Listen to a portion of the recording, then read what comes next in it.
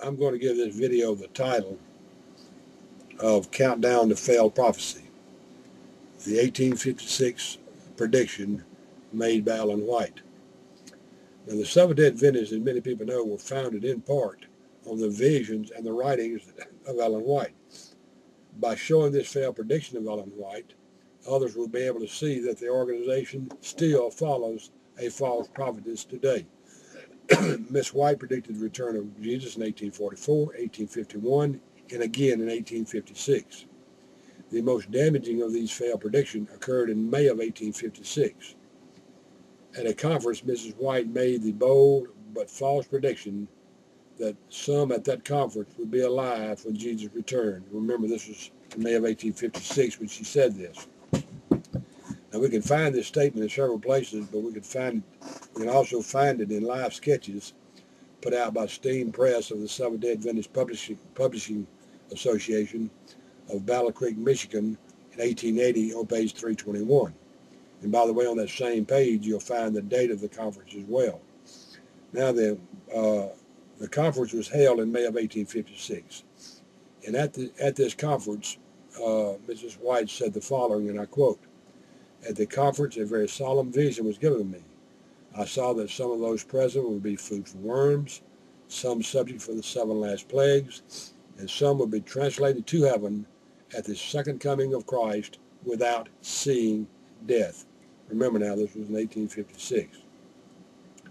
Now, after reading many pages beyond page 321 of Live Sketches, I found absolutely no conditions Ellen White ever placed on the fulfillment of her prediction, not a one. Thus, the countdown for the return of Jesus began. The countdown would end when the last member of those who attended that conference had died. I believe that has been something like 154 years now that has passed since 1856, and it's safe to say they have all died by now. Ellen White, once again, has been proven through her own writings to be a false prophet.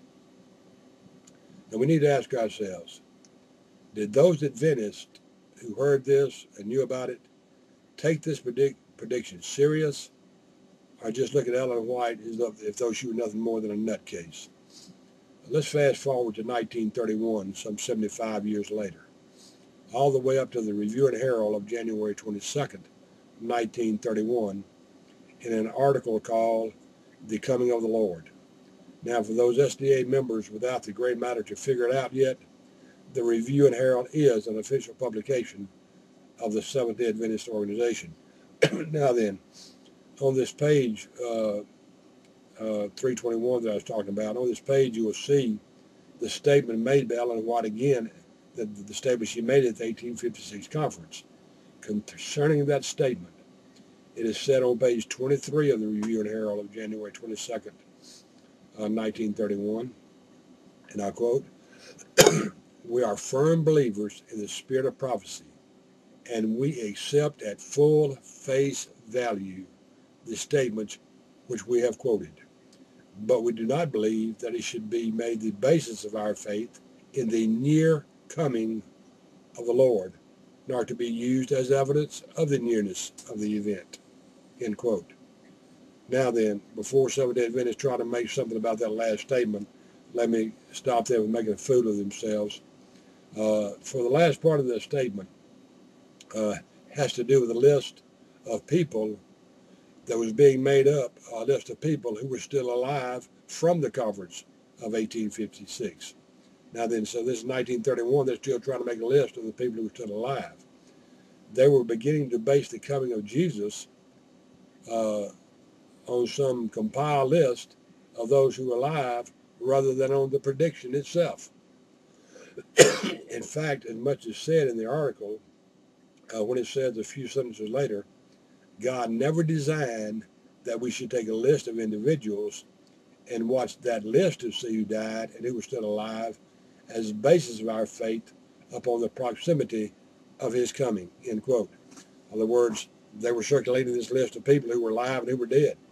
And a lot of them were basing the coming of Jesus Christ on that list rather than the prediction itself.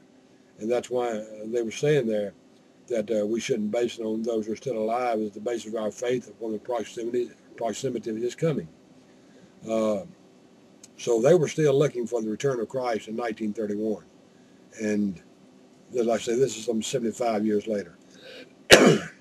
It's 154 years now. Anyway, one thing is very clear.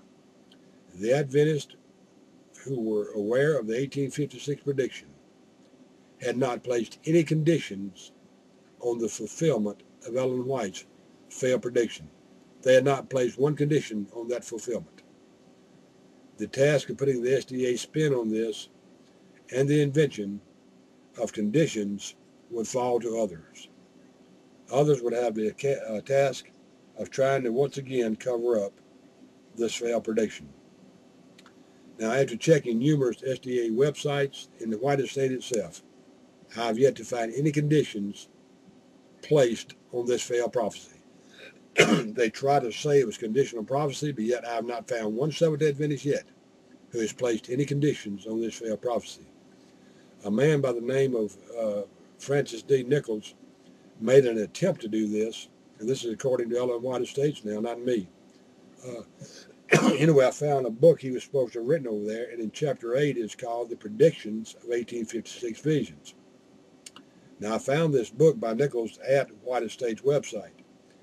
Now, in here, he does an excellent job of explaining what conditional and unconditional prophecy is, but he fails to mention any conditions at all placed on the prediction of Ellen White.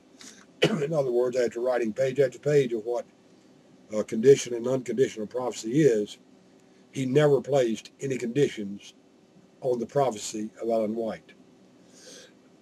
So again, there's not one Seventh-day Adventist I'm aware of who has given any conditions that were placed on this failed prophecy. The bottom line is, there was no conditions placed on this prophecy, as I have shown. The conclusion, the Seventh-day Adventists follow a false prophet and cling to her words as though she were God. Much like those people of the past who clung to false prophets only to be destroyed by God. So SDA members and leaders, do one of two things. Produce a person still alive from that conference, or produce the conditions Ellen White placed on this prophecy. The Christian world demands an answer. If you want to claim to be legitimate, the Christian world demands that you give the conditions Ellen White placed on that prophecy. If you cannot supply proof of this request, then live with the fact that you are following a false prophet to your grave. And may God have mercy on your soul.